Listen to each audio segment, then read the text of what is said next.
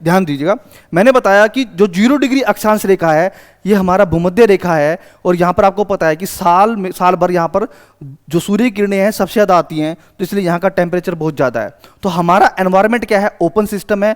तो open system है तो प्रेशर का जो टेम्परेचर के साथ रिलेशन होता है वो इन्वर्स रिलेशन होता है, उल्टा रिलेशन होता है। तो यानी कि टेम्परेचर बढ़ता है तो प्रेशर कम हो जाता है, तो यहाँ पर प्रेशर भी बहुत लो हो जाएगा।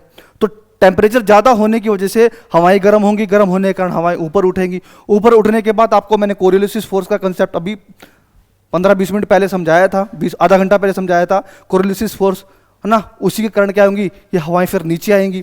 नीचे आएंगी तब तक 35 डिग्री पे पहुंच चुकी होंगी, और यहाँ का टेम्परेचर क्या है, लो है। तो टेम्परेचर लो है तो प्रेशर क्या होगा, हाई। हाई होगा तो हवाओं की टेंडेंसी होती है हाई प्रेशर से लो प्रेशर की तरफ जाती है, हाई प्रेशर से लो प्रेशर की तरफ जाती है, तो ये हवाएं डाइवर्ट हो जाएंगी। फिर मैंने बताया नॉर्थ पोल, क्योंकि ये बर्फ से ढका हुआ है सारा, तो हवाएं ठंडी होगी तो ठंडी हवाओं की टेंडेंसी क्या होती है, वो नीचे की तरफ बैठती हैं। अभी थोड़ा सर्दियों वाला कंसेप्ट दिया, धुंधोस वाला कंसेप्ट बताया था अभी थोड़ी देर पहले।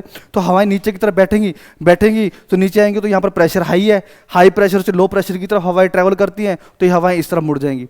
तो हल्की ये हवाएं आएंगी और ये जो भारी हवाएं आएंगी आपस में मिलेंगी, टकराने के बाद ऊपर की तरफ मूव कर जाएंगी। आई बात समझ में? फिर वही कंसेप्ट कोरियोलिस फोर्स वाला कंसेप्ट, ठीक है। बस यही बात थी, यही है प्रेशर बेल्ट का कंसेप्ट।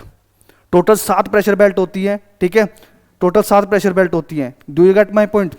इसमें से 4 मेजर होती हैं, जिसमें से जो मेन होती हैं वो 4 मेजर होती हैं, ठीक है। अब बात समझने वाली ये है, यहाँ पर जो ये वाला एरिया है आपका, कौन सा, जो ये वाला एरिया है, यानी कि ये वाला जो एरिया है, इस एरिया में जो हवाएं बहती हैं, इन हवाओं को कहा जाता है, ये परमानेंट विंड होती है। इसमें कौन सी होती है, परमानेंट विंड होती है, उनको कहा जाता है ट्रेड विंड। क्या कहा जाता है, ट्रेड विंड कहा जाता है। क्या कहा जाता है, ट्रेड विंड, यानी कि व्यापारिक पवनें कहा जाता है।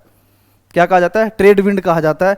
यानी कि 35 डिग्री नॉर्थ से लेके 35 डिग्री साउथ के बीच की जो एरिया होता है, उसमें जो हवाएं होती हैं वो ट्रेड विंड होती है। आई बात समझ में? और जो आपका 35 डिग्री से लेकर 65 डिग्री के बीच में जो हवाएं होती हैं, इनको कहा जाता है पछुआ पवनें, वेस्टर्लीज विंड। क्या कहते हैं, वेस्टर्लीज विंड, यानी कि पछुआ पवनें। कौन सी होती हैं, पछुआ पवनें। कौन सी होती है, पछुआ पवनें। Do you get my point? और जो आपकी 65 से 90 के बीच में जो पवनें होती हैं, इनको क्या कहा जाता है, इनको कहा जाता है पूर्वी या ध्रुवीय पवनें। पोलर विंड्स भी कहा जाता है, ध्रुवीय पवनें भी कहा जाता है, पूर्वी पवनें भी कहा जाता है, ठीक है। आई बात समझ में?